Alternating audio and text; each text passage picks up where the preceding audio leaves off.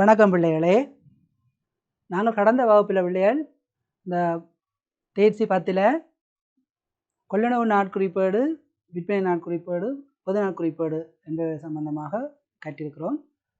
இன்று அந்த தேர்ச்சி சம்பந்தமாக இருக்கின்ற சில செயற்பாட்டு விளக்கங்களையும் கடந்த காலத்தில் வினாவப்பட்ட சாதாரண தர பரீட்சையில் அந்த கேள்விகளும் அதுக்குரிய விடைகளையும் பார்ப்போம். சரியா பிள்ளைகள்? இதில் பாருங்க, செயற்பாடு ஒன்று தந்திருக்கிறேன். பின்வரும் கொடுக்கல் வாங்கல்களை பொது நாட்குறிப்பேட்டில் பதிவு செய்க. பாருங்க, முதலாவது 2020 10ஆம் மாதம் 1ஆம் தேதி அக்டோபர் 1 சில்வா நிறுவனத்திடமிருந்து ரூபாய் 50,000 பெறுமதியான தளபாடம் கடனுக்கு வாங்கப்பட்டது. 2020-10 வணிகத்தின் பாவனைக்காக ஓட்டோ ட்ரேடர்ஸ் நிறுவனத்திடமிருந்து ரூபாய் 3 லட்சம் பெறுமதியான மோட்டார் வாகனத்தை கடனுக்கு கொள்வனவு செய்தல்.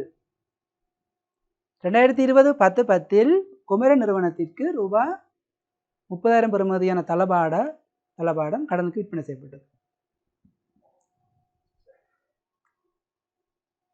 பிள்ளைகளை இங்கே கவனிங்க. நாங்கள் போன வகுப்பில் படித்த நாங்கள் பொதுநாள் குறிப்பேட்டில் பதியப்படும் விடயங்களில் முதலாவது நடைமுறையல்லா சொத்துக்களை கடனுக்கு வாங்குதல் விற்பனை செய்தல். அந்த அடிப்படையில் பிள்ளை இந்த மூன்றும் பாருங்க, கடனுக்கு தளபாடம் வாங்கப்பட்டது, கடனுக்கு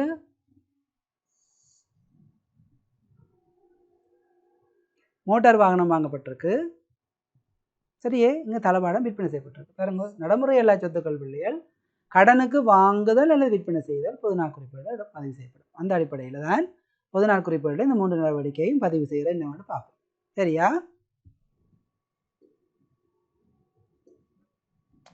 பாருங்க, பொது நாள் குறிப்பேடு இப்படி வடிவம் நாங்கள் கடந்த வகுப்பில் படிச்சிருக்கிறோம். இது இந்த மாடலு தான் பிள்ளை இந்த பொது நாள் குறிப்பேடு நீங்கள் அடிக்க வேண்டிய வேறம்.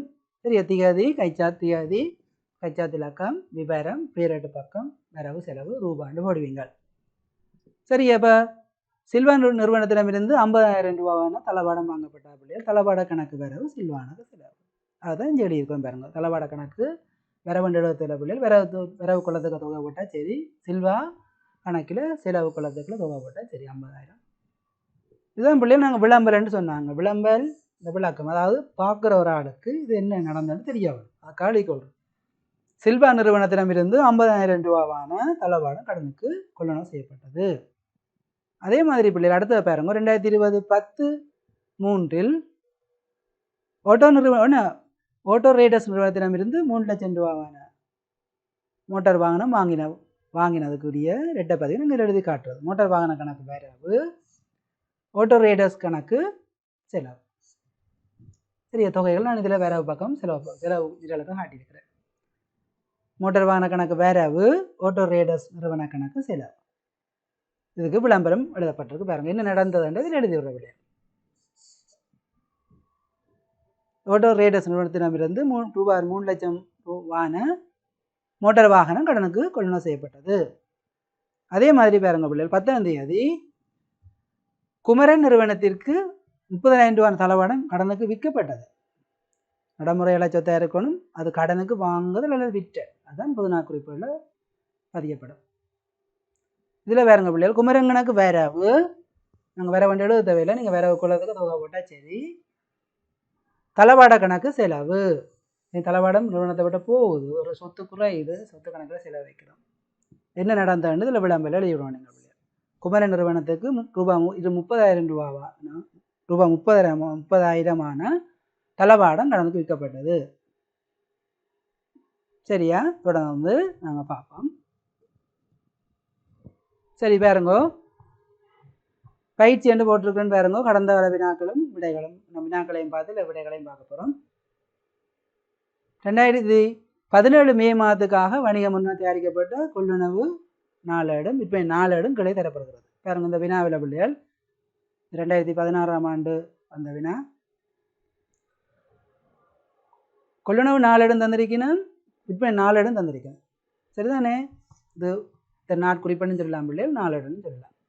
சரியா? நாட்குறிப்பன்னு சொல்லலாம், 4 இடம்.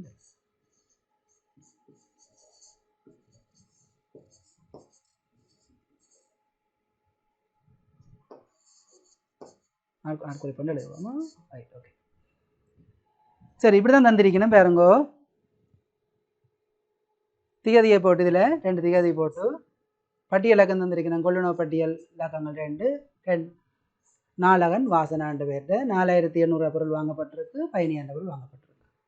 அதே மாதிரி விற்பனை நாளில் பிள்ளைகள் திகதி 2 திகதியை போட்டு மதனியாவுக்கு விமலாவுக்கு, மதனியாவுக்கு 6200 பொருட்கள், விமலாவுக்கு 3000 பொருட்கள் விற்பனை செய்யப்பட்டிருக்கு.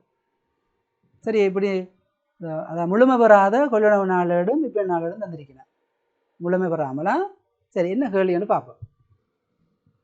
வேண்டப்படுவது 31 மே 2017 மாதத்தில் மே மாதத்தில் உள்ளவாறு மேலே உள்ள கொள்ளுணவு நாளேட்டையும் விற்பனை நாளேட்டையும் பூர்த்தி செய்க.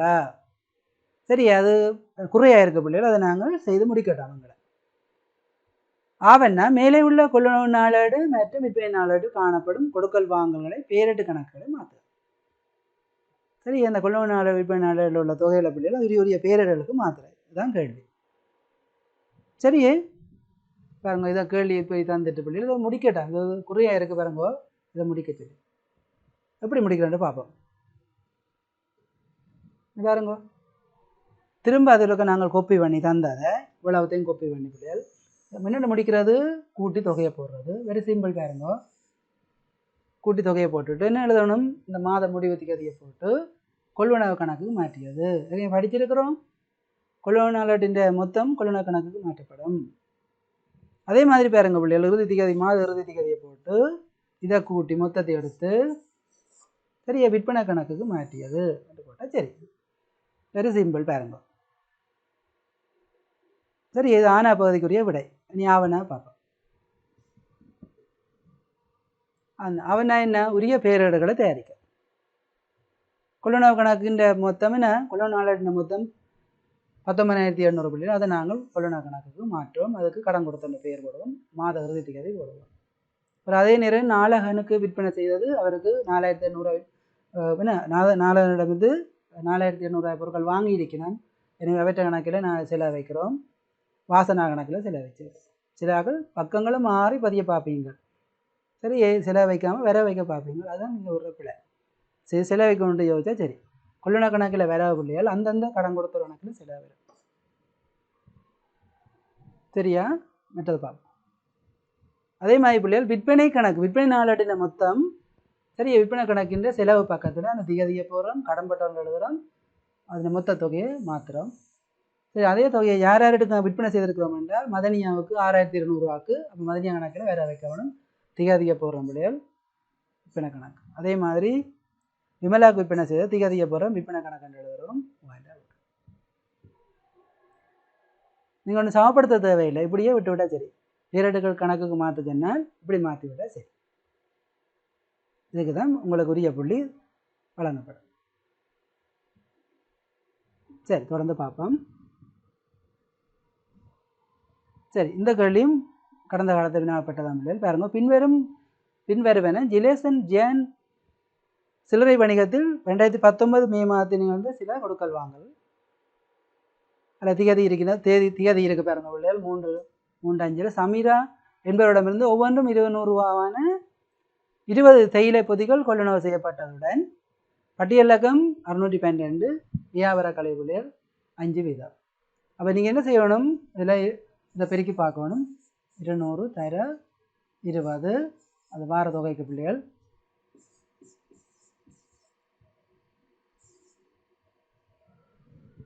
சரி, அதுக்கு தான் நீங்கள் 5 வீதம் பார்க்கணும். 5 வீத கழிவு பார்த்து பிள்ளைகள் அதை கழிக்க வேணும். வியாபார கழிவு கணக்கேடுகளுக்கு நாங்கள் உட்படுத்துகிறேன் கணக்கு செயல்முறை. ரெண்டாவது பாருங்கோ, ஒரு திகதி போட்டிருக்கு. ஒவ்வொன்றும் 15 ரூபான்னு 20 முட்டைகள் காசுக்கு கொள்ளுணவு செய்யப்பட்டது. சரி, இதில் நீங்கள் குழப்பம் தேவையில்லை. காசுக்கு என்ற உடனே பிள்ளைகள் இது நாங்கள் கொள்ளுணவு கொடுப்பதில் பதிய தேவையில்லை. சரி, எங்களுக்கு இங்கே தேவையில்லை. கேள்வி என்ன? கொள்ளுணவு நாளேடு தயாரிக்கும். அதே மாதிரி 18ஆம் தேதி 3வது பாருங்க, 18ஆம் தேதி ஒவ்வொன்றும் 5 ரூபாவான 100 தீப்பெட்டிகள் வாழனிடமிருந்து கொள்ளுணவு செய்யப்பட்டது. இது வெறும் பிள்ளைகள் பாருங்க. சரி, 5 ரூபா 100 வாங்கியிருக்கணும். அப்போ 5 ரூபா. 3 நாளை கடைசியை பாருங்க, ரெக்னா வியாபாரிகளிடமிருந்து கடன் அடிப்படையில் 25,000 பிரமதியான கணனி மேசை ஒன்று வாங்கப்பட்டது. இதுவும் வராது. ஏன்? இது வந்து மீள் விற்பனை பொருள் அல்ல, கணனி மேசை. சரி, எங்களுக்கு கொள்ளும் நாளேட்டில் இந்த ரெண்டும் வராது இல்லையா? அப்போ பாருங்க, இது வரப்போகுது முதலாவதும் மூன்றாவதும் வரப்போகுது. சரி, இந்த அடிப்படையில் நாங்கள் கொள்ளும் நாளேட்டை நாங்கள் தயாரிக்கணும்.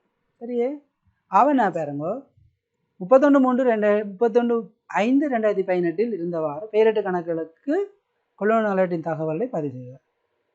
சரி, நான் கொள்ளும் நாளேட்டை தயாரித்த பிள்ளைகள் பிறகு அதன் மீதியை வந்து நாங்கள் உரிய பெயர்களுக்கு மாற்றுவோம். பாருங்க, கொள்ளும் நாளேட்டில் இது ரெண்டு தான் வருது. சாமிராட்ட வந்து 4,000 ரூபாய் பொருட்களில் பிள்ளைகள் 5 வீத கழிவு கழிச்சிருக்கிறோம். அப்போ 3,800 இதில் காட்டிடும். அதே மாதிரி பாலநட்டை இருந்தால் 500 ரூபாய்க்கு பொருட்களை வாங்கியிருக்கோம். மொத்தத்தை கூட்டுறோம் பிள்ளைகள். சரி, இதில் வந்து இதை வந்து கொள்ளுணவு கணக்குக்கு மாற்றம். சரி, கொள்ளுணவு நாளேட்டின் இறுதித்தொகை வந்து கொள்ளுணவு கணக்குக்கு மாற்றப்படும். அந்த வகையில் எழுதுகிறோம். அதில் காட்டியிருக்கிறேன்னா ரைட். அடுத்தது பாருங்க, இனி பெயரேட்டுக்கு மாற்றுறது. கொள்ளுணவு கணக்கின் கொள்ளுணவு நாளேட்டின் மொத்தம் 4,300 பிள்ளைகள் அங்கே வரும் கொள்ளுணவு கணக்குக்கு மாற்றப்படும். வரும் கொள்ளுணவு கணக்குக்கு மாற்றிருக்கு. சரி, இதில் கடன் கொடுத்துறேன்னு பேர் எழுதுறது. மாதத்தின் இறுதி தேதியை போடுறோம். பிறகு யார்கிட்ட இருந்து பொருட்கள் வாங்கினது? சாமிராட்ட வாங்கினாங்க. அப்போ எனவே தேதியை போடுறோம் பிள்ளைகள். வாங்கின தேதி கொள்ளுணவு கணக்கு எழுதுகிறோம், தொகையை போடுறோம். சரி, பாலநட்டை வாங்குகிறோம் 500 ரூபாய்க்கு அவர் கணக்கில் செலவு. இவ்வளவு செய்தால் சரி. சரி, இதோட நீ கூட்டி நீங்கள் சமப்படுத்தி ஒன்றும் சேர்த்தது இல்லை. பேரிடருக்கு மாற்ற சொன்னால் பேரிடருக்கு போய் மாற்றி விட்டால் சரி. சரி, மிக இலவன பகுதிகள் பிள்ளைகள் நீங்கள் கொஞ்சம் கூட பயிற்சி எடுத்தீங்கன்னு சொன்னால் இந்த அழகு வெரி சிம்பிள். இந்த உங்களோட புத்தகத்தையும் இருக்க நீங்கள் மேலதிக அறிவுக்காக வாய்ச்சி கொள்ளலாம். அல்லது இந்த நாங்கள் படிக்கிற இந்த அழகை நீங்கள் வடிவாக இதை நீங்கள் பயன்படுத்தி கொண்டீங்கண்டா பிள்ளைகள். இப்போ இந்த நாங்கள் இந்த ஸ்லைட்டில் போட்டு படிப்பிக்கிற இந்த விஷயங்களை வடிவாக நீங்கள் ஆழமாக கற்றுக்கொண்டீங்களா இந்த அழகு மிக இலவாக இருக்கும். நீங்கள் மேலதிக அறிவுக்காக உங்களோட டெக்ஸ்ட் புக்கை வாய்ச்சி கொள்ளலாம். சரி பிள்ளைகள், பாருங்க, கடந்த 5 வருஷத்தை பேப்பரை நான் பார்த்தேன். அதில் உங்களை கேள்வியை தொகுத்து போட்டிருக்கிறேன். அதில் பகுதி 2ல் 2 முறை இந்த கேள்வி வந்திருக்கு. அது 2 நாங்கள் பார்த்துட்டோம். சரியா? இனி பகுதி 1 பிள்ளைகள் இது ஒரு கேள்வியில் 2 கேள்வி வந்து ஒன்று இருக்கு. பகுதி 1 அந்த வகையில் இந்த கேள்வி போட்டிருக்கோம். பாருங்க, 2016 வந்த கேள்வி பிள்ளைகள், பின் வருவன புடவைகள் வணிகம் ஒன்றின் முதன்மை ஏடுகளில் பதிவு செய்யப்பட்டிருந்த 2 கொடுக்கல் வாங்கல் ஆகும். முதன்மை ஏடுகளில் தன் நடவடிக்கை பதிவு செய்யப்பட்டிருக்கு. அது ஒன்று ஏ முரட்டுவை தளபாட வியாபாரிகளிடமிருந்து ரூபாய் 50,000 பெறுமதியான தளபாடங்கள் கடனுக்கு கொள்முதல் செய்யப்பட்டது. சரியே, முரட்டுவ தளபாட வியாபாரிடமிருந்து விலையில் 50,000 ரூபாய் தளபாடங்கள் கடனுக்கு வாங்கப்பட்டது. சரி, இது எங்களுக்கு எங்கே பதியணும் ஞாபகம் வந்துடணும். நீங்கள் 3 விஷயம், இந்த 3 வேர்டுகளை பற்றி தான் நாங்கள் யோசிப்போம். ஒன்று கொள்ளுணவு நாளேடு, விற்பனை நாளேடு, பொதுநா குறிப்பேடு. சரியே, அப்போ கடனுக்கு முரட்டுவ தளபாட வியாபாரிகளிடமிருந்து 50,000 ரூபாய் பெறுமதியான தளபாடங்கள் கடனுக்கு வாங்கின விலையில் பொதுநா குறிப்பேடு இடம்பெறும் என்று உங்களுக்கு எனதுக்கு வந்துடும். ஏன்? நடைமுறையில்லா சொத்து ஒன்று கடனுக்கு வாங்கப்பட்டிருக்கு. மீள் விற்பனை பொருட்கள் என்றால் தான் நாங்கள் பொதுநாக்கு இது விற்பனை நாட்குறிப்பேடு அல்லது கொள்ளுணவு நாட்குறிப்பேடை பற்றி யோசிக்கணும். அதில் பிஏ பாருங்க, கபிலன் என்பவருக்கு கடனுக்கு விற்ற புடவைகள். சரி, இது புடவை தானே, புடவை வியாபாரம். கபிலனுக்கு சரி கடனுக்கு விற்கணும். கடனுக்கு விற்ற விற்பனை நாட்குறிப்பேடு உங்களுக்கு ஞாபகம் வந்துடுவாங்க. சரிங்க, இது பொதுநா குறிப்பேடு பிள்ளைகள். இதில் பொதுநா குறிப்பேடு, இது விற்பனை கடனுக்கு விற்றபடியாக விற்பனை குறிப்பேடு. அதை வச்சுக்கொண்டு நீங்கள் வழியாக பார்ப்போம். மேலே தரப்பட்ட ஏ மற்றும் பி கொடுக்கல் வாங்கல்களை முதன்மை ஏடுகளில் பதிவு செய்வதற்காக பயன்படுத்தப்பட்ட மூல ஆவணங்களை ஒழுங்குமுறையில் எடுத்து காட்டும் விடையை தெரிவு செய்க. சரி, எப்படி நாங்கள் விடையை உங்களுக்கு காட்டியிருக்கேன் உங்களை இலகுபடுத்துவதற்காக. பாருங்க, நாங்கள் ஏற்கனவே பார்த்துனாங்க என்ன பொதுநா குறிப்பேடு. இது பொதுநா குறிப்பேடில் தெரியுது. பொதுநா குறிப்பேடில் தான் பதிலேன் நடைமுறை எல்லா சொத்து ஒன்று கடனுக்கு வாங்கப்பட்டிருக்கு. என்ன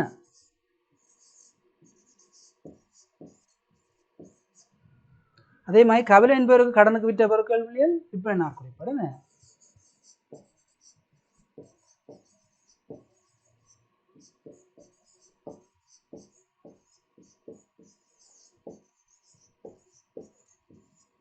சரி, இப்போ 2 நாங்கள் இனி கேள்வி என்ன, மூல ஆவணம் தான் நிகழ்த்தினோம். அப்போ 14 குறிப்பேடுக்கு மூல ஆவணம் பிள்ளைகள் நாட்குறிப்பு உறுதிச்சீட்டு அல்லது கைச்சாதன்னு சொல்லலாம். இதுக்கு விற்பனை பட்டியல், கடன் விற்பனைக்கு. சரி, அப்போ இதுக்கு பிள்ளைகள் 3வது விடை. சரி, நாங்கள் உங்களை சிந்திக்க தூண்டி இருக்கோன்னு நான் விடையும் காட்டியிருக்கிறேன் உங்கள் இலவடத்துக்காக. சரி, 2017 வந்த கேள்வியை பாருங்கள் பிள்ளைகள். 2 கேள்வி வந்திருக்கு. நான் வினா இலக்கம் போடையில் நீங்கள் பார்த்துக்கொள்ளலாம். பேப்பரை பார்த்து நீங்கள் மேலதி அறிவிப்பை பார்த்துக்கொள்ளலாம். பாருங்க, கொள்வனவு நாளேடு ஒரு பேரேடாகும். முதலாவது. 2வது முதன்மை பதிவேடாகும். 3வது மூல ஆவணமாகும். 4வது நிதிக்கூற்று ஆகும். இப்போ கொள்வனவு நாளேடு பிள்ளை நான் படிச்சிருக்கிறேன். முதல்ல மூல ஏடு அல்லது முதன்மை பதிவேடு ஆகும். சரியா? அடுத்த கேள்வியை பாருங்க. சுகி என்பவள் தனது வணிகத்தினால் தயாரிக்கப்பட்ட 10 தயிர் சட்டிகளை தனது குடும்ப நிகழ்வொன்றுக்காக எடுத்துக்கொண்டாள். இது பதிவது பிள்ளைகள். நாங்கள் பொதுநா குறிப்புகள் ஏற்கனவே நாங்கள் பார்த்து நாங்கள் பிள்ளைகள் 3 விஷயம் பதிவுபடும் என்று. 1, நடைமுறை எல்லா சொத்துக்களை கடனுக்கு வாங்குதல் அல்லது விற்பனை செய்தல். 2வது பிள்ளைகள் பார்த்து நாங்கள் சீராக்கல் பதிவு செய்தல். சீராக்கல் பதிவு செய்தல் என்று பார்த்தோன்னா அங்கே தரம் 11 தான் உங்களுக்கு அது இந்த விஷயம் கொஞ்சம் கூட வரும். 3வது வழுக்களை திருத்துதல். நீங்கள் இந்த தரம் 10 பின்னுக்கு கடைசி அளவாக படிப்பீங்கள் வழுக்களை திருத்துதல். அதில் விளையாது 2வது சீராக்கல் பதிவு என்ற விஷயத்துக்கு வரை நீங்கள் உங்களுக்கு மேலதிக அறிவு போதாதால் நீங்கள் இப்போதைக்கு இதை பார்த்துக்கொள்ளலாம். சீராக்கல் பதிவுன்ற அந்த தலையங்கத்துக்குள்ள இந்த விடையாடங்குது பொதுநா குறிப்புகளில் பதிவு செய்யப்படும். இது நீங்கள் இன்னும் கொஞ்சம் கூட கற்கணும்படியும் நீங்கள் இப்போதைக்கு பொதுநா குறிப்பு பதியப்படும் என்ற விளக்கத்தோடு இருந்து கொள்ளுங்க. சரி, அங்கே பார்ப்போமா.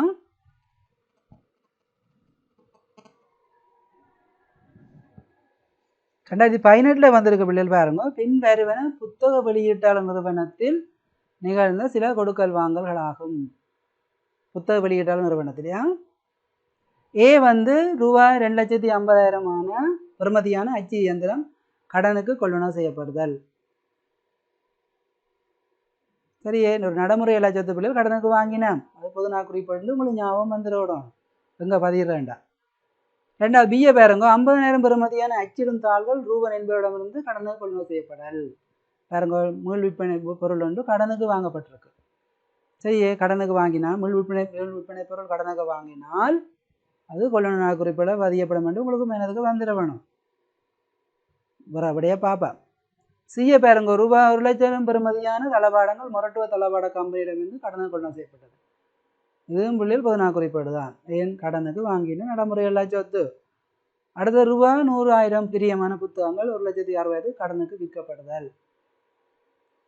சரியா, கடனுக்கு விற்கினம் அது விற்பனை குறிப்பீடு என்று மனதுக்கு வந்துடணும் விட. சரி, கேள்வி என்ன, இதில் கொள்வனவு நாட்குறிப்பில் பதியப்பட்ட கொடுக்கல் வாங்கல். பாருங்கோ, பிஏ பாருங்கோ. ரூபாய் 50,000 பெறுமதியான அச்சிடும் தாள்கள் ரூபன் என்பவரிடமிருந்து கடனுக்கு கொள்வனவு செய்யப்படுதல். அதுதான் பிள்ளைகள். எனவேதான் பி விடையாக இங்கே வருது.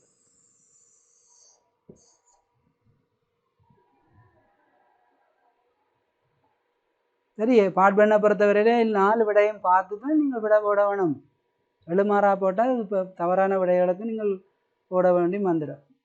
சரி, பாட்பண்ணை பொறுத்தவரை பிள்ளைகள் பிள்ளையான விடைகளை நாங்கள் தட்டி கொண்டு போகணும். சரியான விடையை எடுத்துக்கொள்ளணும். அப்படி தான் அதான் முறை.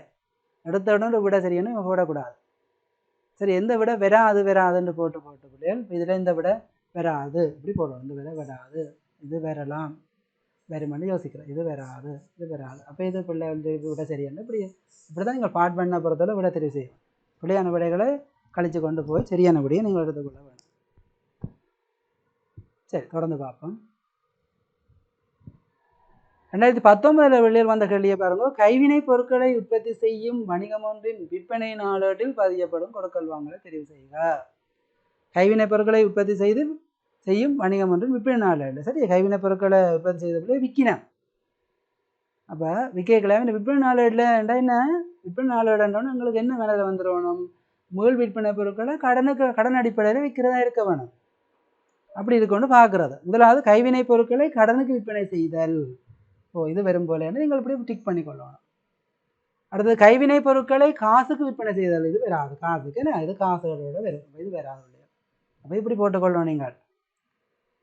அடுத்தது கைவினை பொருள் உற்பத்தி இயந்திரத்தை 60,000 ரூபாய் கடனுக்கு விற்பனை செய்தல். சரி, கைவினை பொருள் உற்பத்தி இயந்திரத்தை என்ன நடைமுறை லட்சத்தை கடனுக்கு விற்கணும். இது பொது நாள் குறிப்புகளில் வர வேண்டிய விஷயம். அப்போ இதுவும் இல்லை. அடுத்த கைவினை உற்பத்திக்காக கடனுக்கு கொள்ளணும் செய்த துணி இருப்பை 55,000 ரூபாய் காசுக்கு விற்பனை செய்ய பாருங்க. காசு விற்பனை இது காசு கட்டில் வரும். அப்போ இதுவும் இல்லை. எனவே தான் பிள்ளைகள் நான் முதலாக தெரிவு செய்திருக்கிறோம். இப்படி நீங்கள் இந்த இதே சிஸ்டத்தை பயன்படுத்தி தான் நீங்கள் பாட் பண்ணுங்க விடை அளிக்கணும். விழுமாறாக போடக்கூடாது. சரி, சில நேரங்களில் இப்போ இந்த வினாவுக்கு சரியாக இருக்கும். சில சந்தர்ப்பங்களில் அந்த கேள்வியை நீங்கள் தவறான விடைகளை தெரிவு செய்ய வேண்டியும் வந்துடும். சரி, அதுக்காக தான் உங்களுக்கு நேரம் தாராது. இப்போ மேலதிக நேரம் எல்லாம் தெரியும் கேள்வியை தெரிவு செய்கிறதுக்கு. சரி பிள்ளைய தொடர்ந்து பார்ப்போங்கள. 2020 வந்திருக்கு பிள்ளைகள் பாருங்க. ஆடை வணிகம் ஒன்றின் பொது நாட்குறிப்பேட்டில் பதியப்படும் கொடுக்கல் வாங்கல் எது? பொது நாட்குறிப்பேடு என்ன, அதில் பிரதானமாக 10ஆம் ஆண்டை பொறுத்தவரை உங்களுக்கு ஞாபகம் வச்சுக்கொள்ளலாம். நடைமுறையல்லா சொத்து இது இயந்திரங்கள், தளவாடம், காணிகற்றங்கள், அதுபோல் அப்படியானதுல கடனுக்கு வாங்குறது இல்லை விற்கிறதா இருந்தால் பிள்ளைகள் பொது நாட்குறிப்பேடில் பதிவு செய்யப்படும் என்ற விளக்கம் இப்போதைக்கு உங்களுக்கு போதும். அதை வடிவா நீங்கள் உங்களோட மனதில் பதிச்சு கொள்ளலாம். அப்போ நடைமுறையல்லா சொத்து இங்கே வாங்கப்பட்டிருக்கு, ஏன்னா கடனுக்கு வாங்கினது விற்றது இருக்குன்னு பார்த்தீங்கன்னா அதுதான் உங்களுக்கு விடையாக இங்கே அமையும். பாருங்க, ரூபாய் 50,000க்கு பொருட்களை கடனுக்கு கொள்ளணும் செய்தல். பாருங்க, இது மூல் விற்பனை பொருட்கள் கடன். இது கொள்ளணும் நாட்குறிப்பேடில் இடம்பெறுறது. உங்களுக்கு என்ன கேள்வி? பொது நாட்குறிப்பேடில் இடம்பெறதான் கேள்வி கேட்டிருக்கிறேன். ரூபாய் 10,000 கடன், 10,000 ரூபாய் கடன் கொடுத்தவரை காசு செலுத்துதல். பாருங்க, இது கடன் காசு இல்லை வர விஷயம். அப்போ இதுவும் இல்லை. உரிமையாளரின் வீட்டு மின்சார கட்டணம் ரூபாய் 2,000 வணிகத்தின் பணத்திலிருந்து செலுத்துது. இதுவும் காசு இல்லை வரும் பிள்ளைகள். அப்போ இதுவும் இல்லை.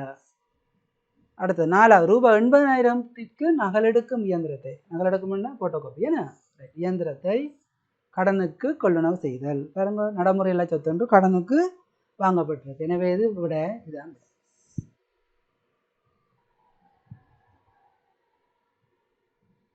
சரியா பிள்ளைகள்? 2020 இன்னும் ஒரு கேள்வி வந்திருக்கு, அது நமக்கு பார்ப்போமா? 2020 இன்னொரு கேள்வி வந்திருக்கு பிள்ளைகள். பாருங்க, வணிகம் ஒன்றினால் 1 ரூபாய் 400 வீதம் 50 பால்மா பேக்கெட்டுகள், 400 ரூபாய் வீதம் 50 பால்மா பேக்கெட்டுகள் 10 வீத வியாபார கழிவுடன் கடனுக்கு கொள்ளணும் செய்யப்பட்டது. பெரிய பிள்ளைகள் பாருங்க, 400 1 400 50 வாங்கினோம், இதை பெருக்கினால் என்ன 3 சக்கரை போடுவோம், 4 5 20.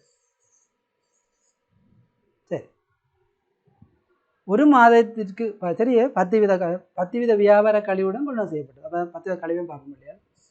இதில் 10 வீத கழிவையும் பார்ப்போம். 10 வீத கழிவு 2,000 இல்லையா? என்ன இதில் அப்போ இதில் தேறிய கொள்ளணவை பார்த்தால் 20,000 நாங்கள் வியாபார கழிவு கழிக்கணும். நாங்கள் படித்து நாங்கள் வியாபார கழிவு கழிக்க வேணும். அப்போ இதில் தேறிய கொள்வனவு 11,000 தான் இருக்கும்.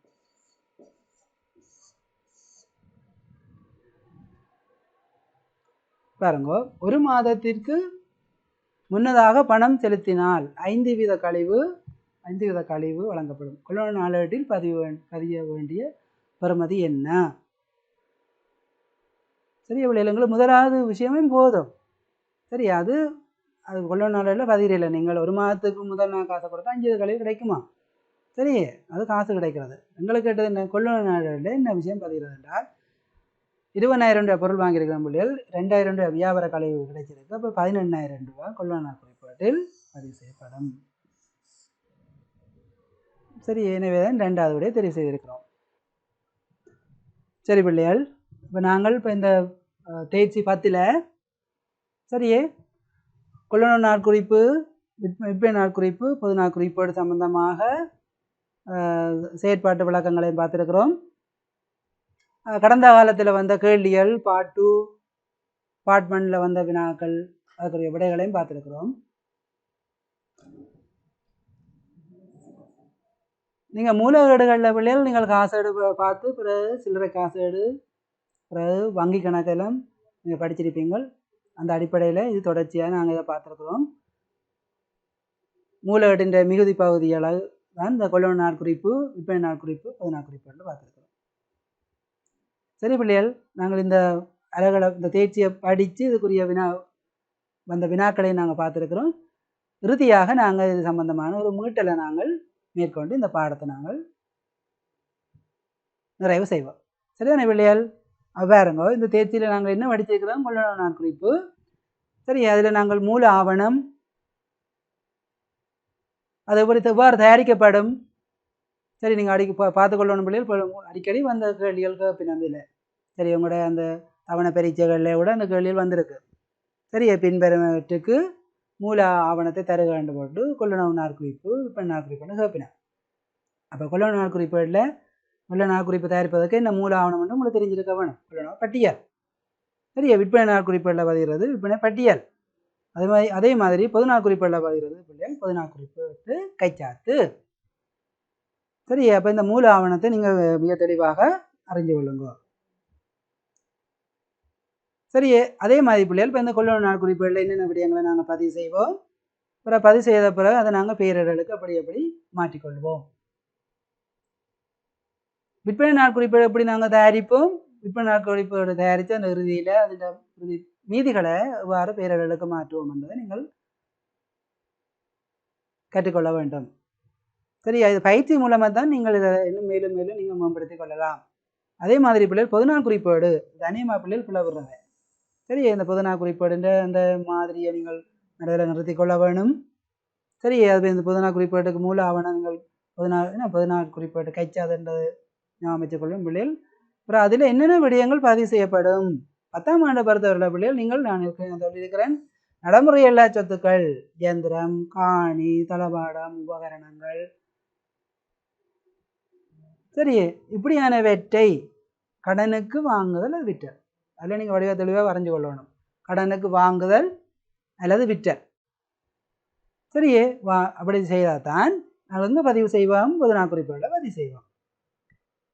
இனி விளக்க பிள்ளைகள் வழக்குகளை திருத்துதல், சீராக்கல் பதிவு செய்தல் அப்படிலாம் இருக்குது. அது உங்களுக்கு இன்னும் அந்த 10ஆம் ஆண்டை பொறுத்தவரை இன்னும் நீங்கள் இனித்தான் நீங்கள் அதை கற்றுக்கொள்ள இருப்பீங்கள். 11ஆம் ஆண்டில் படிக்கிற பிள்ளைகளுக்கு விளங்கும். சரியே, சீராக்கல் பதிவு செய்தல், வழக்குகளை திருத்துதல், அதுவும் பொது நாட்குறிப்புலாம் பிள்ளைகள் பதிவு செய்கிறது. இப்போதைக்கு நீங்கள் இந்த நடைமுறை எல்லா சொத்துக்களை கடனுக்கு வாங்குதல், விற்றல் பொது நாட்குறிப்புகளில் பதியப்படும். என்னென்ன பொது நாட்குறிப்புகளில் பதிகிறேன் நாங்கள் பார்த்துருக்குறோம். அதுக்கு ஒரு 8 பதிவு பிள்ளைகள் பதிகிறது. சரி, இப்போ தளவாடத்தை உதாரணமாக கடனுக்கு வாங்கின பிள்ளைகள் தளவாட கணக்கு வராது. யார்கிட்ட வாங்கினோமோ அந்த நபர் கணக்கு செலவு 15 பிள்ளைகள். அந்த இடையில நாங்கள் அந்த விளம்பரம் எழுதி கொள்வோம். சரி, விளம்பரம் எழுதுவதன் மூலம் தான் அந்த நடவடிக்கைகள் என்ன நடந்தது என்பதை மற்றாக்கள் இலகுவாக அறியக்கூடியதாக இருப்பதற்காக அந்த விளம்பரம் எழுதுறது. சரியா? சரி, அப்போ இந்த அளவில் விட நாங்கள் இந்த என்ன இப்போ கொள்ளுணவு நாட்குறிப்பு, விற்பனை நாட்குறிப்பு, பொது நாட்குறிப்பை நாங்கள் விவரமாக படிச்சிருக்கிறோம். அது எவ்வாறு தயாரிக்கப்படுகிறது என்பதை நாங்கள் பார்த்துருக்கிறோம். அதுக்குரிய மூல ஆவணங்கள் அது எப்படி பெயர்களுக்கு மாற்றப்பட்டிருக்கு என்பதை பார்த்துருக்கிறோம். சரி பிள்ளைகள், இந்த பாடத்தின் எங்கள் இறுதி நிறைவு பகுதியாக நாங்கள் ஒரு மீட்டல் மாதிரி நாங்கள் பார்த்து இந்த பாடத்தை நிறைவு செய்வோமா? சரி, இதில் பாருங்க கொள்ளுணவு நாட்குறிப்பீட்டுக்கு நாங்கள் சரியான அதுக்குரிய விளக்கம், அது எவ்வாறு நடவடிக்கைகள் பதிவு செய்யப்படும், இப்படி என்னென்ன நடவடிக்கைகள் அதில் பதிவு செய்கிறன்றதை இதில் காட்டியிருக்கிறேன்னு பாருங்க. அதே மாதிரி பிள்ளைகள் பாருங்கோ, அதில் கொள்ளுணவு பட்டியல் என்ற அந்த மூல ஆவணம் சொல்லப்பட்டிருக்கு. அந்த மூல ஆவணத்தை அடிப்படையாக வச்சு தான் பிள்ளைகள் கொள்ளுணவு நாட்குறிப்பீடு பதியப்படும். அதுக்கு கொள்ளுணவு நாட்குறிப்பீடில் யார்கிட்ட பேர் இடம்பெறும் என்றால் வழங்குனர் அல்லது கடன் கொடுத்த விவரங்கள் பதியப்படும். அதே மாதிரி கொள்ளுணவு பட்டியல்ன்ற மாதிரியே இங்கே காட்டியிருக்கிறோம். சரியே, தெளிவாக பார்த்துருக்கிறோம். நாங்கள் ஒரு மீட்டல் மாதிரி பார்த்து இந்த பாடத்தை நாங்கள் முடிப்போம். என்ன? சரி. அடுத்த பாருங்க வியாபார கழிவு பிள்ளைகள். என்ன கழிவு என்பது பொதுவாக நிதி கொடுக்கல் வாங்கலை துரிதப்படுத்துவதற்காக வழங்கப்படுவதாக இருக்கும். அது காசு கழிவு என்றெல்லாம் இருக்குது, நீங்கள் படிச்சிருக்கிறோம். காசு எடுப்பு வடிக்கை கழிவுகள், காசு கழிவு. அதில் ஒரு விஷயம்தான் வியாபார கழிவு. சரியானே? அந்த வியாபார கழிவு வந்து முக்கியமாக கணக்கேடுகளில் பதிகிறையில் பிள்ளைகள் விற்பனை அதிகரிப்பதற்காக அது வழங்கப்படுகிறது. சரியே, அப்போ நாங்கள் அதுதான் பார்த்துருக்குறோம். நாங்கள் பார்த்து நாங்கள் நம்ம கழிச்சு போட்டு நாங்கள் இறுதி தொகையை நாங்கள் கொள்ளளவு பட்டியலில் கழிச்சு போட்டு கொள்ளளவு 4 நாங்கள் பதிவோம் தெரிய வருமதியை. சரி, நீங்கள் கவனிக்க வேண்டிய விஷயம் வேண்டாம் பிள்ளைகள், வியாபார கழிவு வந்து கணக்கு நடவடிக்கைகளை பதிவு செய்வதல்ல, அது விற்பனை அதிகரிப்பதற்காக வியாபாரிகள் வழங்கப்படுகிறது. சரி, எங்களுக்கு ஒரு லாபம் தான், நான் கணக்குகளை அதை காட்டிக்கொள்கிறேன். விலையை குறைச்சி விற்றா எங்களுக்கு சந்தோஷம் தானே, அந்த அடிப்படை தான். சரி, ரைட். அதே மாதிரி தான் அப்படி தொடர்ந்து பார்ப்போம். சரி, கொள்ளளவு 4 மாதிரி வடிவம் காட்டி படித்த நாங்கள் பிள்ளைகள். அப்புறம் அதுக்கு அடுத்தது அதுக்கு சில உதாரணம் ஒன்று காட்டியிருந்தேன் நான். சரி, கொள்ளளவு 4 தயாரிக்கப்பட்டு இப்போ இந்த கொள்ளளவு 4 மீதிகள் வந்து பெயர்களுக்கு அவ்வாறு மாற்றப்பட்டிருக்கின்றிருக்கு. அதே மாதிரி பிள்ளை இந்த விற்பனை நாள் குறிப்புக்கு ஒரு வரவிலக்கணம் வந்து அதுக்குரிய உதாரணம்னு நான் காட்டியிருந்தேன். சரியா? விற்பனை பொறுத்தவரை பிள்ளைகள் யார் சம்மந்தப்படுகிறோம்? வாடிக்கையாளர், கடன்பட்டவர். சரி, விற்பனை பட்டியல் அடிப்படையாக வச்சு கொண்டு தான் விற்பனை நாளேடு வந்து தயாரிக்கப்படும் என்றெல்லாம் பார்த்துருக்குறோம். சரியா? இதில் விற்பனை பட்டியலுடைய மாதிரி தரப்பட்டிருக்கு, தேவையான விளக்கங்கள் நாங்கள் கதைச்சிருக்கிறோம். மீட்டல் மாதிரி தான் நான் இதை பார்த்து இந்த வகுப்பை நான் நிறைய செய்திருக்கிறேன்னா.